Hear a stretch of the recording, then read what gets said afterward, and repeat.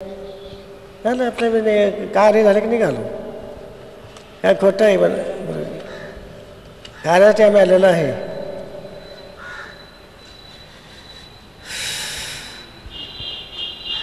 जेवढे माझे अनुग्रहवाले आहेत, जिने मला गुरु करून घेतले, त्यांच्यावर आमची कृपादृष्टी राहिली. कुठे ते असून घार इंद ते आकाश यायचे तिथे ते पिल्ल्यापाशी आम्ही दिनव्यात गेलो तरी त्यांच्यावर लक्ष आमचं राहणारच. आमची माणसं आहेत, त्या शिष्य आहे, त्या परिवार आमचं लक्ष राहणारच. काय लक्षात आलं का? एखादी कोंबडी अशी पासा पिल्ली जरी असली तरी उडून त्या कावल्याला मागा लागते, कारण पिल्ल्याला धक्का लागू देत नाही. तसं आम्ही गुरु असतात, शिष्याला धक्का लागू द्यायचा नाही, त्याच्या दुकान सहभागी व्हायचं. असे गुरु कवचित मिळतात. आणि ते शक्तिमान गुरु पाहिजेत ना, नुसते गुरु असून काय करायचे. पाचरे गुरु मिळतात, मिळून काय करायचं. शक्तिमान पाहिजे. आपल्याला शंकर आल्याला तो सोडीला पाहिजे गुरुनं, आणि आपली निष्ठा तशी पाहिजे. आपण निष्ठा ठेवली पाहिजे गुरुवर. काय खोटं आहे काय तावरे साहेब? बरोबर आहे, वकील साहेब आहे तुम्ही.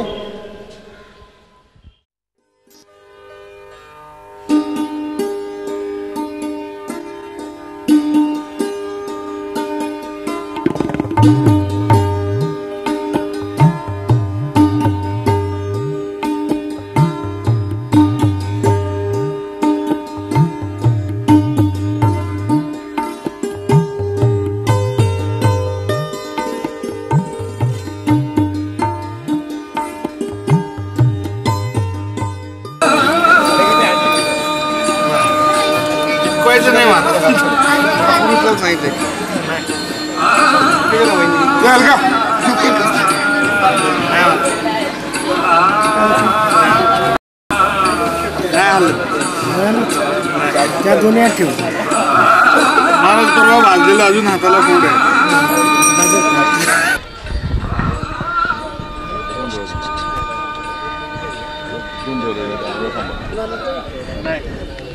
शूटिंग झाली.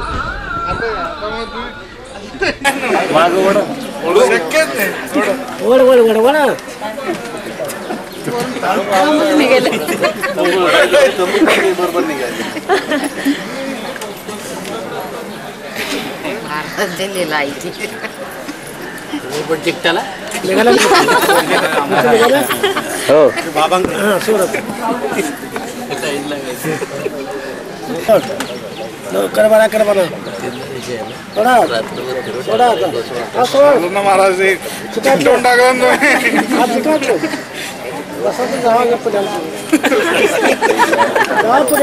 तुम्ही आज्ञा द्यायची.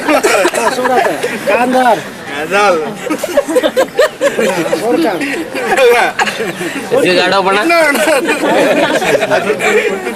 जावा पुण्याला गाडी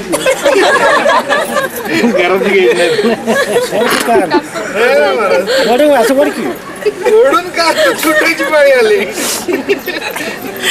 हा सोड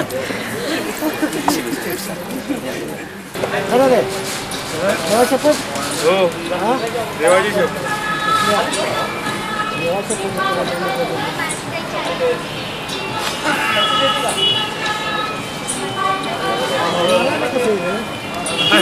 राजा पंढरीचा कानडा, राजा पंढरीचा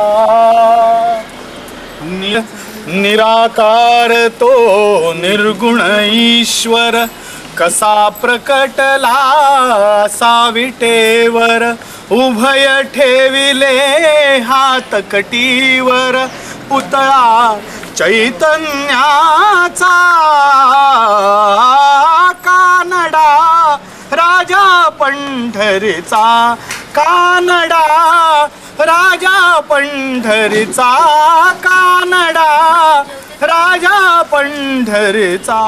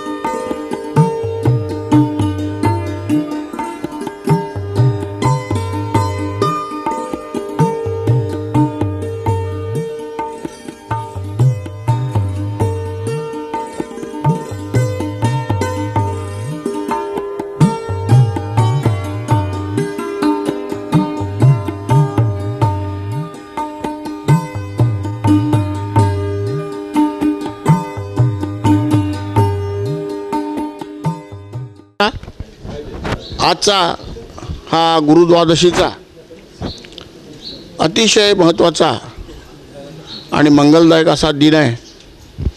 विशेषतः गुरुपरंपरेमध्ये आजच्या या दिवसाला फार महत्त्व आहे. शिष्यानं किंवा भक्तानं आज आपल्या गुरुचं स्मरण करावं, आपल्या गुरुची पाद्यपूजा करावी आणि गुरु जे आपल्यासाठी वर्षानुवर्ष कष्ट घेत असतात, आपला उत्कर्ष व्हावा, आपलं भलं व्हावं, आपलं चांगलं व्हावं, आपल्या शिष्याची भरभराट व्हावी, यासाठी रात्रंदिवस ते जे कष्ट उपसत असतात, त्या कष्टाची आपण तुलना करू शकत नाही, मूल्यमापन करू शकत नाही. परंतु आजचा हा एक दिवस आणि गुरुपौर्णिमेचा हा एक दिवस आहे. या दिवशी शिष्यांनी भक्तांनी आपल्या गुरुचं स्मरण करून त्यांची पाद्यपूजा सेवा करून काही अंशी तरी उतराई होण्याचा प्रयत्न करण्याचा हा महत्त्वाचा दिवस आहे.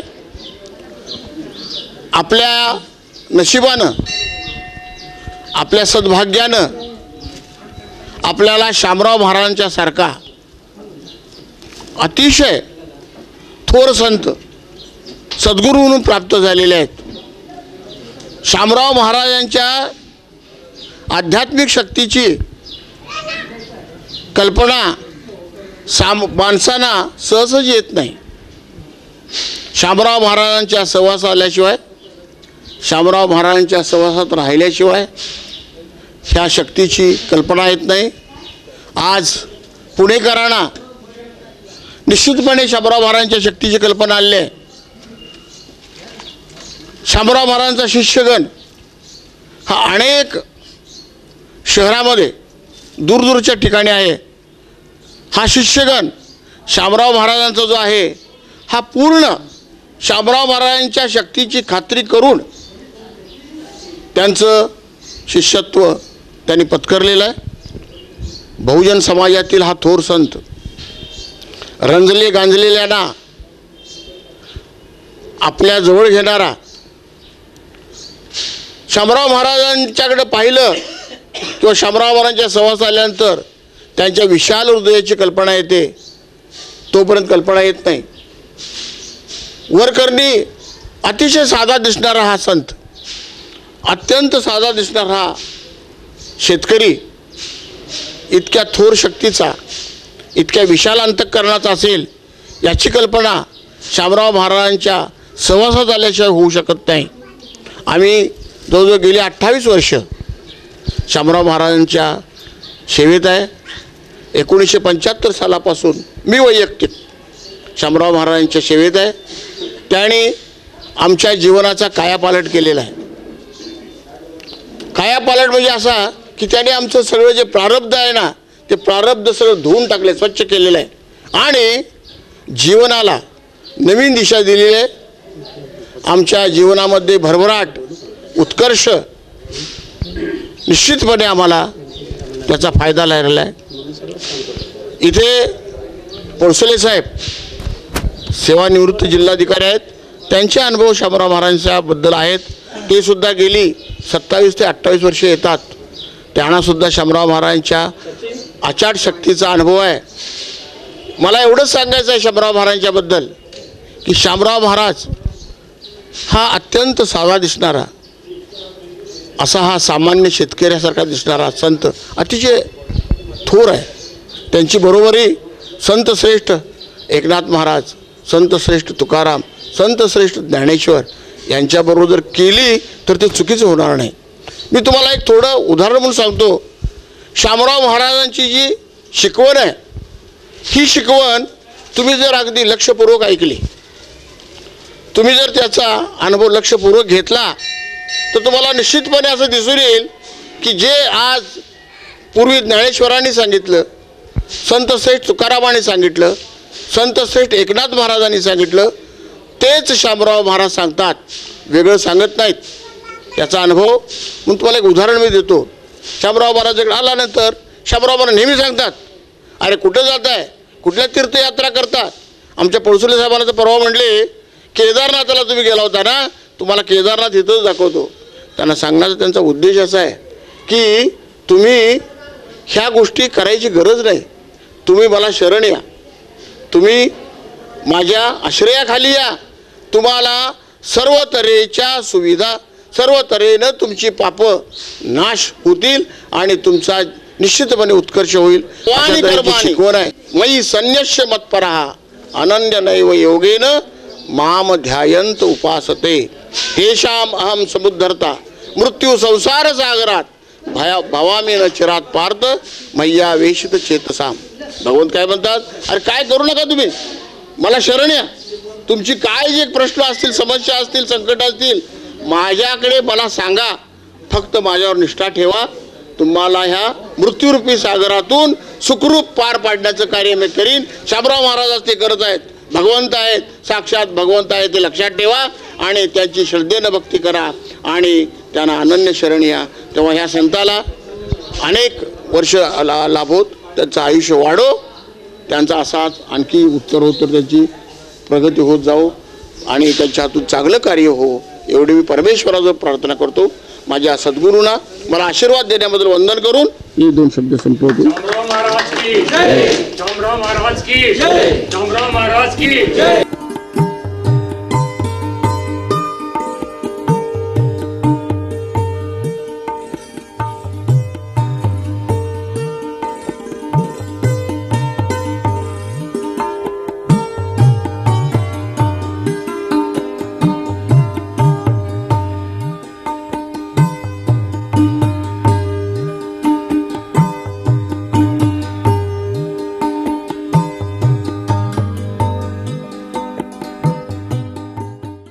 तरी त्यांनी सांगितलं सांगणार नाही, आमचा हुकूमच तसा आहे बाबा.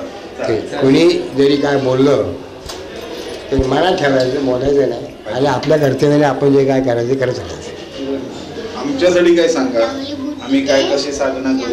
नाही, साधनाचं काय आहे, जेवढी तुम्ही भक्ती कराल तेवढी थोडीच आहे, पण मना भावनेपासून तुम्ही करायला पाहिजे भक्ती. श्रद्धा ठेवायला पाहिजे. तू किंवा मीच अशा दृष्टिकोनातून सेवा केली तर तो परमेश्वर आहे असं समजेल, नाही तर मग तो दगडच आहे असं समजायला लागेल. समजलं का?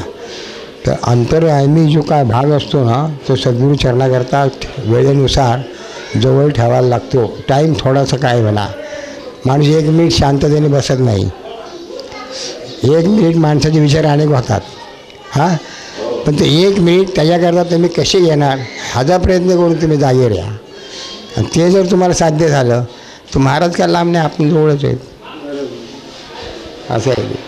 तर याकरता ह्या ज्या गोष्टी होतात हे तो करून घेणार असतो, आपण कोण करत नाही. आपण जगामध्ये नाही, करणारा करतो आणि त्याच्यामुळे जे करतो ना ते व्यवस्थितपणे पार पडायला पाहिजे. याच्याकरता त्यांनी आपली भक्तिसेवा ठेवली, ते मनोभावनेने करा, त्यात तुमचं सर्वांचं कल्याण आहे. दुसरं काय बोलणार, हे आमचे अनुभव आहेत म्हणून आम्ही तुम्हाला सांगितलं. आम्ही काय वरतून पडलो नाही. महाराज आईने सांभाळले तसे आम्ही मृत्यूला जन्माला आलो आहे, इतका फरक आहे. हृदयाच्या मंदिरी गुरुविण नाते आधरी निरंतर, गुरुविण नाते आधर निरंतर, कृपा असो द्या तुमची आम्हावर, कृपा असो द्या तुमची आम्हावर.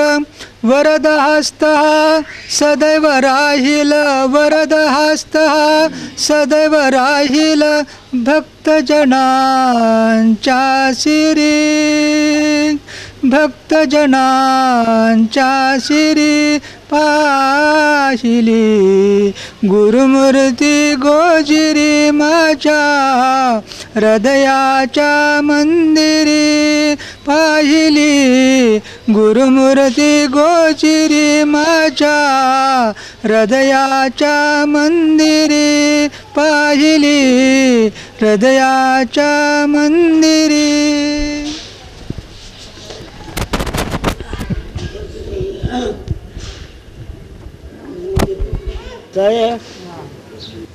हिने आम्हाला गुरु करून घेते फलटणचे. कुठलं? फलटण.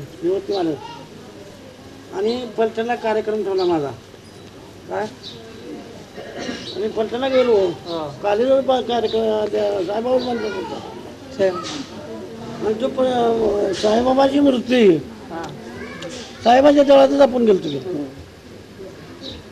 आता ते प्राचार्य म्हणत तो साईबाबाच्या वागतात त्यानं ते स्वतःची निर्माण करून देवळं बांधली मोठे देवळ बांधले 2 एकर आणून आता म्हणलं ह्याला साईबाबा दाखवला पाहिजे मग त्या लोकांचे मास्टर लोक तर पहिलीपासून ते B.Ed कॉलेजची हे शिक्षक मग त्यांना ते पादे ठेवताना पाय धुतले माझे परत कुसलेने पण अष्टंग लावून फुलं घालताना वर बघितलं साईबाबा दिसायला त्यानं तिथं माईक होता लगेच त्यानं माईकवर सांगितलं ते कुंभारनं म्हणजे साईबाबा दिसतात जीवन म्हणले यांच्या ठिकाणी काय दिसतात साईबाबा मग काय तर एकदम पिंड महादेवाची त्याच्यावर यांचं दुकानाचं उद्घाटन केलं करायला गेलं तो यांना दिसला मारुती आणि त्यांना दिसला साईबाबा एका टायमाला 10 मिनिटात हे बघितलं की ना मारुती तिने बघितलं त्यांना साईबाबा काय आम्हाला काही बोलता येत नाही मला फक्त महाराजांची सेवा करता येते मावशींचे गुरु आणि त्यांचे शिष्य शामराव महाराजांचे शिष्य पण मग तुम्ही लोकांना बऱ्याच असे कामं पण करता ना अनुभूती वगैरे येतात सगळ्यासनी ते सांगतील त्याप्रमाणे आम्ही सांगतो एवढंच आलेल्या भक्तांना म्हणजे प्रत्येकाला कशी भरपूर गर्दी असते आपल्याकडे दर सोमवारी भरपूर असतात अजून कोणत्या दिवशी असते नाही दर सोमवार एकच आठवड्यात 1 वार बस तेवढाच जनतेसाठी एवढाच ते बी त्यांच्या कृपासून ते बी काल परवानी म्हटली मी तुझ्या ठिकाणी दिवसभर आहे सकाळपासून संध्याकाळपर्यंत आहे लोकांची कामं करून द्यायचं म्हणताना आम्ही आपलं ते सुरुवात केली नाही तर अगोदर बंदच केलं होते एवढंच हल्ली मी ठाण्याला असतो 1960 पासून ठाण्याला आहे सर्वसाधारण 70च्या सुमाराला मी महाराजांच्याकडे आलो ते आज तागायत त्यांच्या कृपेनं त्यांच्याजवळ आहे माझी 2 मुलं डॉक्टर झाले 2 मुलांची लग्न झाली ह्या सगळ्याचं श्रेय त्यांना मुलांच्या हाताला गुण चांगला लोकही माझ्याकडे विचारतात मी सरळ सांगतो बाबा जे काही सुचेल ते सांगतो त्यांची कामं होतात हे आमचे मित्र रास्ते अरे बापरे हे कठीण आहे अण्णा मी अशोक रास्ते आमच्या घराण्याचं म्हणजे मी सरदार रास्त्यांच्या घराण्यापैकी आहे आणि त्यामध्ये आमच्याकडे बळवंतराव रास्ते यांनी खूप गाणगापूरला सेवा केली ते तर त्यांच्या कृपेने म्हणा किंवा त्यांचा ज्या दत्त महाराजांनी आमच्या रास्तेवाड्यामध्ये पादुका दिलेल्या आहेत आणि त्यांची सेवा त्याचप्रमाणे आमच्या खापरपंजे गोपिकाबाई साहेब रास्ते या स्वामी समर्थांच्या सेवेत अक्कलकोटला होत्या तर त्यांची सेवा आणि घराण्याचं एक आपण जे म्हणतो पूर्वापार आलेले संस्कार त्याच्याप्रमाणे मलाही महाराजांनी आमच्या म्हणजे नरसिंह सरस्वतींनी मला 17 जानेवारी 1991ला दृष्टांत देऊन आमच्या मोतीबाग इथे त्यांच्या पादुका आहेत म्हणून दाखवल्या त्या आणि त्या पादुका श्री शामराव महाराज हे प्रगट करतील म्हणून मला सांगितलं आणि त्यांच्याकडे जा म्हणून त्यांनी सांगितलं त्याप्रमाणे मी पुण्यामध्ये किंवा कुरुंदवाडला आमच्या आजींचे भाऊ म्हणजे आजोबा म्हणा किंवा वडिलांचे मामा पटवर्धन सरकार त्यांच्याशी सुद्धा श्री नरसिंह सरस्वती हे बोलत असत तर त्यांनीसुद्धा मी त्यांच्याकडे गेलो होतो परंतु मला महाराजांनी परत सांगितलं की इतर लोक बघ आणि शामराव महाराज बघ तर तो शामराव महाराजांच्याकडेच जा म्हणून सांगितलं आणि त्यात जास्त म्हणजे माझ्या पत्नी नंदिनी हिने मला महाराजांच्याकडे जाण्याला जा म्हणून सांगितलं त्यामुळे मग मी 15 ऑगस्टला मी महाराजांच्याकडे प्रथम गेलो होतो आणि मग तेव्हापासून मी महाराजांच्याकडे जायला लागलो आज गेली 13 वर्ष मी महाराजांच्याकडे जातो आहे आणि परत मला महाराजांनी नरसिंह सर सांगितलं की माझंसुद्धा ऐकायचं नाही म्हणजे नरसिंह दत्त महाराजांचंसुद्धा ऐकायचं नाही शामराव महाराज जे सांगतील ते ऐकत जा म्हणून सांगितलं त्याप्रमाणे मी जातो आहे त्यांच्या सेवेत आहे आणि ते सांगतील त्याप्रमाणे त्यांच्या सांगतील त्याप्रमाणे करतो. त्यांनी मग मला अनुग्रहित करून 92 साली मला अनुग्रह दिला 1 वर्षानंतर. आणि माझ्या नंदिनीलाही दिला आणि माझ्या दोन्ही मुलींना आणि दोन्ही जावयांना सुद्धा अनुग्रहित करून गुरुमंत्र दिलेला आहे. आम्ही ते सांगितल्या वेळेला आम्ही जपत असतो. आणि त्यांची महाराजांची त्याचप्रमाणे दत्त महाराजांची सतत आमच्या कुटुंबावर कृपादृष्टी असावी असं त्यांच्या चरणी मी सांगून हे सांगतो. आणि महाराज शामराव महाराज हे यांना अफाट दैवी शक्ती आहे, दिव्यदृष्टी आहे. आणि हे आता कोणाला ते आणि इतके साधे राहतात त्यामुळे कोणाच्या लक्षात येत नाहीत की हे महाराज आहेत म्हणून. आणि ते सर्व लोक हे करतात असं कोणालाही दुजाभाव ठेवत नाहीत. ज्याची त्याची कामं त्याला त्याच्या ह्याच्याप्रमाणे सांगत असतात. फक्त त्यांनी सांगितलेलं ऐकायला पाहिजे हे महत्त्वाचं. अप्पासाहेब भोसले नाव माझं. मला महाराजांची प्रथम भेट घेतली तेव्हा ह्या कठड्यावर बसून ते दोघंजण त्यांचे शिष्य आणि हे त्यांचे हे करत होते. आणि मग मी या खुर्चीवर बसून त्यांची पाहणी केली. आणि त्यानंतर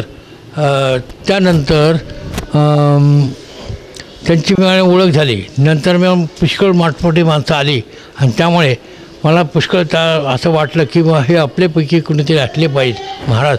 आणि त्याप्रमाणे मी त्यांची ओळख करून घेतली आणि मग त्यांना खुर्चीवर बसवलं. आणि मग त्यानंतर मग मला अशी गोष्ट आहे. आणि मग त्यांनी मला जवळ घेतलं आणि जवळ घेऊन सगळं माझी जास्त चौकशी केली. म्हणजे अमुक आहे तमुक आहे काय नाही, बाकी काही नाही. आणि त्यानंतर माझी त्यांची पक्की ओळख झाली. पक्की म्हणजे मला असं वाटलं की इथून पुढे असला महाराज मी कधी पाहिला नाही. असला कधीच महाराज मी पाहिला नाही. मला पुष्कळ महाराज पाहिले मी, म्हणजे अशा प्रकारचे महाराज आम्ही कधीच पाहिले नाहीत आत्तापर्यंत. म्हणजे काय म्हणजे तुम्हाला काय जाणवलं? हां, मला जाणवलं म्हणजे की पटकन इतकं की इतक्या लवकर कधीच कुणाला काही बोलत नाही. कोणताही मनुष्य महाराज असला तर कधी सांगत कधीतरी हेलपडे घालायला लावतात. कुणाला हेलपडे घालतात, ह्याला घालपडे घालतात, त्याला. तसं महाराजांनी 5 मिनटात सांगितलं काय नाही. म्हणजे असे की जलम महाराज मी कधी पाहिलं नाही आत्तापर्यंत. आणि आपल्याला त्यांच्याशिवाय आम्हाला करमत नाही आणि आम्हाला त्यांच्याशिवाय करमत नाही. आता ॲडिशनल कलेक्टर आहे पुण्यामध्ये, कमिशनर ऑफिसमध्ये. महाराजांची माझी गाठ जवळ 16-17 वर्षापूर्वी झालेली आहे. आणि 16-17 वर्षापासून मी त्यांचा भक्त आहे. महाराजांचा मी अनुग्रह घेतलेला आहे. आमच्या संपूर्ण फॅमिलीने अनुग्रह घेतलेला आहे. मी कोल्हापूरला असताना वास्तव मी तहसीलदार होतो. त्या तहसीलमध्ये हे गाव येत होतं, केरले गाव. तहसीलमध्ये असताना कधीही मी त्या गावात जायचो, तलाठी दप्तर तपासायचो, पण मठात गेलेलो नव्हतो. बरेच जण सांगायचे इथे एक महाराज आहेत, पण त्यावेळी तो योग नव्हता असं म्हणावं लागेल आज तरी. आणि जेव्हा मी माझं प्रमोशन झालं आणि प्रांत म्हणून करिअरला गेलो, त्या दिवशी असंच एकदा रविवारी माझा मुलगा पुण्याला हॉस्टेलला होता आणि तो रविवारचा आल्यानंतर आम्ही करमत नव्हतं म्हणून आता कुठं जायचं. माझा ड्रायव्हर म्हणाला एक मठ आहे इथे केरलेला, तर आपण तिथं जाऊन येऊ. तोही त्यांचा भक्तच होता. तो म्हणलं टाईमपास म्हणून जायला काही हरकत नाही. म्हणून मी खरं पहिल्यांदा त्या मठामध्ये गेलो. पहिल्या दिवशी ज्या दिवशी गेलो, मठात गेल्यानंतर दर्शन घेतलं आणि एक तिथे वेगळी अनुभूती मला वाटली त्या मठामध्ये. म्हणजे प्रसन्न वातावरण वाटलं. पण तरीसुद्धा माझा लगेच विश्वास काही बसलेला नव्हता. मग असं अनेक वेळा मी जायला लागलो त्या मठामध्ये, गुरुवारचं रविवारचं. पण मनामध्ये अनेक शंका यायच्या. मनामध्ये शंका आल्याबरोबर मला महाराज म्हणायचे. त्यांना समजायचं की माझ्या मनामध्ये शंका आलेली आहे. तर या मठात साहेब काही पैसे घेतले जात नाहीत, सर्व काही. एक नारळसुद्धा घेतलं जात नाही, तर पावती फाटली जात नाही. आणि असं पाहत मी 6 महिने गेल्यानंतर माझी खात्री पटली की इथं काहीच नाही आहे. बाहेर आपण पाहतो सगळा सावळा गोंधळ चाललेला असतो. साधूच्या वेशात राहून गोरगरिबांना लुटलं जातं. पण प्रत्यक्ष या केरले मठामध्ये असा प्रकार अजिबात आपल्याला पाहायला मिळत नाही. ते त्यानंतरसुद्धा आणि विशेष म्हणजे या मठामध्ये कुठल्याही प्रकारची पेटीसुद्धा नाही, दानपेटीसुद्धा नाही आहे. म्हणजे आता मी इतक्या वेळ जायचो, कधी मी 4 नाही टाकले नव्हते. इतर मठामध्ये आपण बघतो काय काय प्रकार चालतात, वर्गण्या गोळा केल्या जातात आणि सगळ्या भक्त लोकांना त्यांच्या अडचणीचा फायदा घेऊन लुटलं जातं. पण एकमेव मी तर म्हणेल की या देशामधला एकमेव असा मठ आहे की जिथं खरोखर गोरगरिबांसाठी हे स्वतः महाराज केरले महाराज अहोरात्र झटत असतात. यानंतर माझा म्हणजे पर्सनल अनुभव म्हणून सांगतो, जास्त माझा विश्वास कधी दृढ झाला तर माझ्या मिसेसचे भावांची मिसेस, तर त्यांना ब्रेन ट्यूमर झालेला होता. तर त्यांना केरले गावी तर मी आणलं, पण त्याच्या आधीची इतिहास सांगतो की त्याला ब्रिज कॅन्टीमध्ये त्यांची ट्रीटमेंट वर्षभर चालू होती. तेव्हा 1.5-2 लाख रुपये खर्च केला, तरीसुद्धा काही उपाय झालेला नव्हता. त्यांचा हातसुद्धा हलत नव्हता, मान वळायची नाही, केस स्वतःचे घालता येत नव्हते, वेणी घालता येत नव्हती. एक दिवशी सहज ते मला म्हणाले असं असं आहे. तर मी म्हटलं तुमचा विश्वास आहे का नाही मला माहीत नाही, एकदा या मठामध्ये येऊन जा. मग एक दिवशी आम्ही मठामध्ये त्यांना आणलं, तर त्याच दिवशी महाराजांनी त्यांच्या तिथे जो अंगाराचा जो हे आहे लोखंडाचा ते उचलायला लावलं आणि लगेच उचललं त्यांनी. आणि त्या दिवशी चहासुद्धा त्यांनी हाताने पिला तिथे कप घेऊन, की जो हात 1-1.5 वर्ष हालत नव्हता.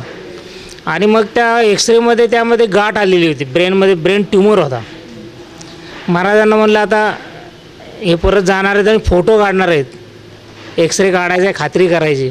महाराज म्हणले त्यांना खुशाल काढू दे फोटो, त्यामध्ये काही दिसणार नाही.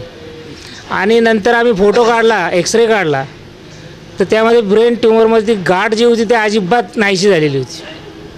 वास्तविक हे म्हणजे मेडिकल सायन्सचं मिरॅकल म्हणावं लागेल का. त्या डॉक्टरांनासुद्धा आश्चर्य वाटलं की माझ्या ट्रीटमेंटने ते एवढं लवकर बरं होणं शक्यच नाही. तर त्यांनी सगळे रिपोर्ट वगैरे परत त्यांच्याजवळ घेतले तपासायसाठी, पण आम्ही त्यांना काही सांगितलं नाही. आता त्यांचा परत काही कॉन्टॅक्ट झाला नाही आमचा. पण आजही डॉक्टरांना ते आश्चर्य वाटते की माझी ट्रीटमेंट इतक्या क्विक कशी काय झाली. पण खरी हे डॉक्टर वेगळेच होते. आणि मग त्यापासून आमचा केरले महाराजांना एवढा दृढ विश्वास बसला की आमच्या दृष्टीने तर जगामध्ये कुठली देव नाही आहे. आम्ही मानतो फक्त केरले महाराजांना. पहिल्यांदा सांगते ते म्हणजे अगोदर ही दुसरी गोष्ट आहे, महाराज डॉक्टरांचा पुनर्जन्म होणं. पहिला पुनर्जन्म महाराजांचा झालेला आहे अगोदरच. एकदा 1989 साली डॉक्टर आमचे खूप आजारी पडायचे. त्यांना ताप 6-6:30पर्यंत तसा ताप जायचा. पण डॉक्टरांच्याकडे ॲडमिट केलं की डॉक्टर म्हणायचं की नाही हे चुकीचं, एवढा ताप भरणं शक्यच नाही. 6:30पर्यंत नाही, थर्मामीटर बदलायचे डॉक्टर. पण नाही त्यांना ताप भरायचाच तरी तसा. मग असं वर्ष झालं आम्ही खूप औषधं दिली. औषधं देऊनसुद्धा 3-3 तासाला औषधं द्यायचो. डॉक्टर म्हणायचे एवढे औषधं कुठल्याच माणसाला दिलेले नाहीत आत्तापर्यंत. मग असंच खूप वर्षभर बघितलं. मग आमच्या घरात मी सगळं तसंच टाकून आम्ही महाराजांच्याकडे मी गेले. मग महाराज म्हटले की जरा वेळ बघितलं आणि महाराज म्हटले उद्या 3:30 नंतर ताप कमी येईल असं म्हटले. त्यानंतर मग त्या 3 तास त्या दुसऱ्या दिवशी 3 नंतर ताप कमी आला त्यांचा. आणि परत आम्ही तसं घरी येऊन आल्यापासून अगदी व्यवस्थित तब्येत आहे त्यांची. तेव्हा तो एक पुनर्जन्म झाला त्यांचा. आणि तसंच मला एकच मुलगी आहे ही, तर तिला पण असंच तिच्या नाकांनं खूप रक्त व्हायचं, खूप म्हणजे असं खूप रक्त व्हायचं तिच्या नाकांनं. सगळे डॉक्टर झाले, पुण्यापर्यंत आम्ही सगळ्यांना दाखवून आणलं तरी काय कमी यायचं नाही. महाराज मला म्हटलं की रोज खेटे घालत जा, म्हणून मग आम्ही खेटे घालायला मी 1.5 वर्ष खेटे घातले तिथे महाराजांच्याकडे. तेव्हापासून तिची पण सगळे तब्येत वगैरे व्यवस्थित अगदी आहे, चांगली आहे. आणि आता परत महाराजांना मी इथं आले आठवड्यापूर्वी, तेव्हा आम्हाला 8 दिवस इथे ठेवून घेतलं महाराजांनी आणि म्हटलं की दवाखाना वगैरे राहू देत. मला सांगितलंच नाही. माझे एक हे आहेत पाहुणे दादा म्हणून, त्यांना सांगितलं की असे डॉक्टर त्रास आहे त्यांना आणि ते मरणार आहेत असं सांगितलेलं आम्हाला दोघांना काहीच सांगितलं नव्हतं. मग आम्ही घरी गेलो वगैरे आणि व्यवस्थित म्हणजे 8 दिवस राहून गेलो. त्यांनी अंगारा दिला तसं आम्ही सगळं केलं तो चालू. आणि बुधवारी त्यांना लाईट नव्हती आमच्या दवाखान्यात, मी घरीच होते आणि मेणबत्ती लावली आहे तिथे. इमर्जन्सी लागेनातच, 2 इमर्जन्सी आहेत त्या पण लागल्या नाहीत. म्हणून मग त्यांनी गॅस बत्ती पेटवली. एकाची मेंटल गेली आणि एकाचा गॅस संपला, 2 आहेत त्याच्यातल्या. तर एक अशी अचानकच पेटला, अगदी मोठा स्फोट झाला असा. आणि मग ते म्हणजे तेवढ्यात वाचले ते, त्याचे तसंच हातात धरून ते बाहेर नेऊन फेकलं. म्हणजे सर्व साक्षी परब्रह्माचं आपण ईशस्तवन करूया. काय वर्णू देवा लीला तुझी अगाध, काय वर्णू देवा लीला तुझी अगाध, क्षणोक्षणी येते देवा तुझी आम्हा याद.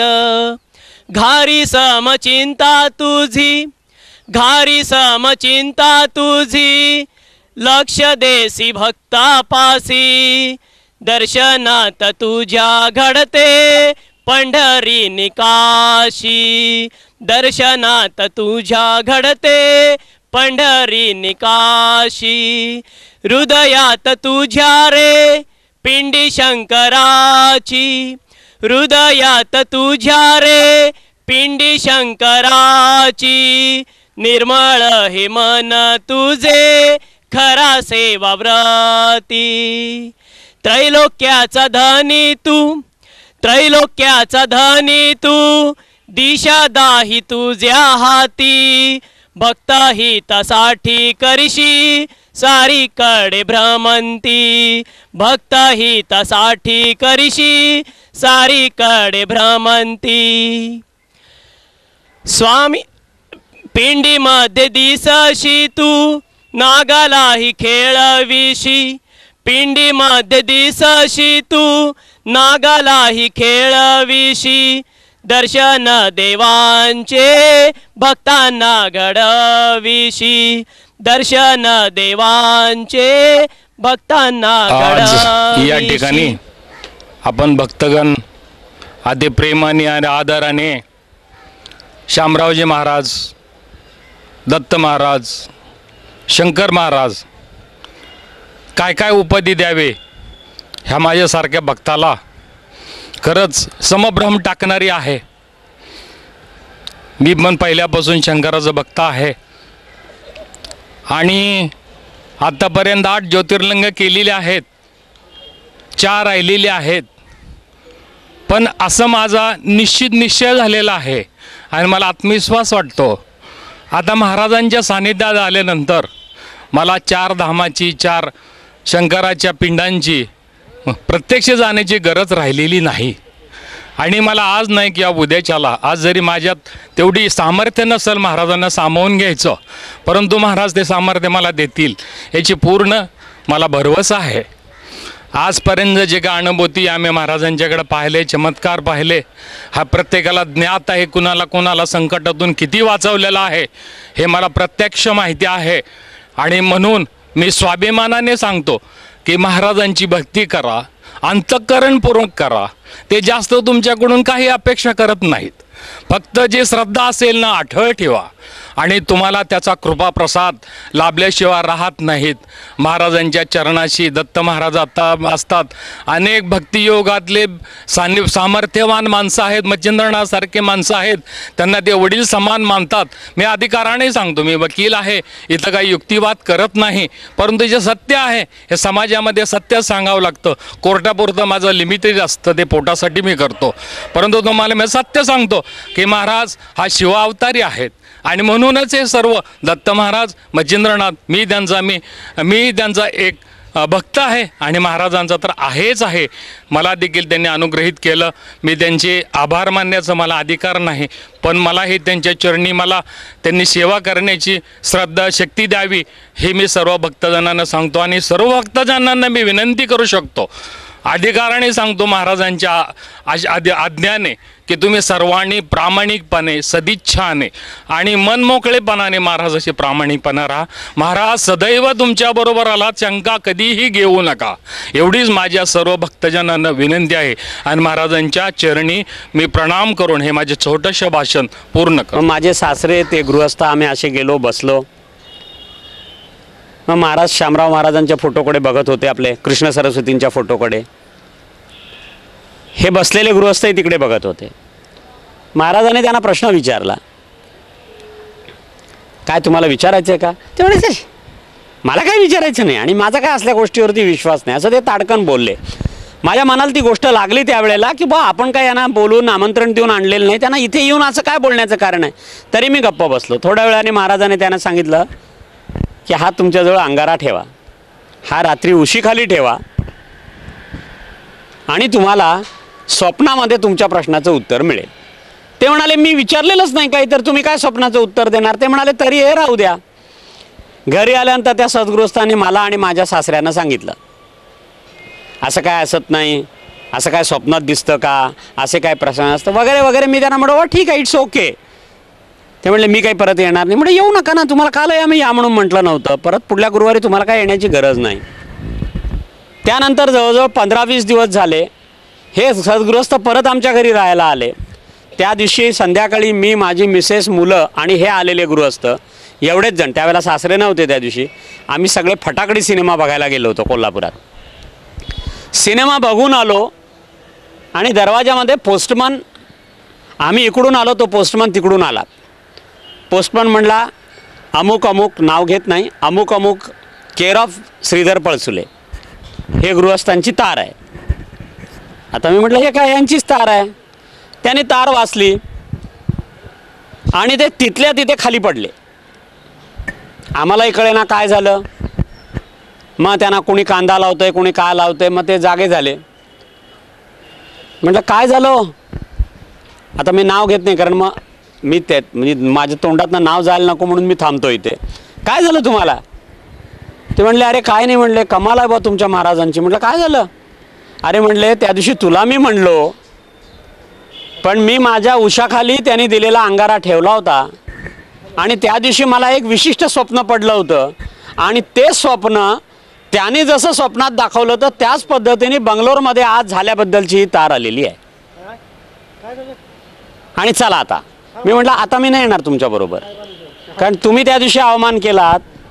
आता मला काही येण्याचं कारण नाही. तुम्हाला पाहिजे असलं तर तुमचं तुम्ही जा. ते एकटे गेले, जाऊन अंगारा घेऊन आले आणि मग मला सांगायला लागले की बुवा खरंच श्रीधर तू म्हणालास तसं आहे बरं का. मी म्हटलं बघा प्रश्न असा आहे की तुम्ही बँकेमध्ये उद्याला एक 50 रुपयाचे डिपॉझिट ठेवायचं आणि बँकेला सांगायचं की 5,000 रुपये त्याच्यावरती उसने द्या. कोणती बँक तुम्हाला देणार आहे? तुम्हाला जेवढं ठेवलं असेल तेवढंच तुम्हाला जास्तीत जास्त भाव मिळू शकतो. गुरु आणि शिष्य ही परंपरा चाललेली गोष्ट आहे. नवीन गुरु शिष्य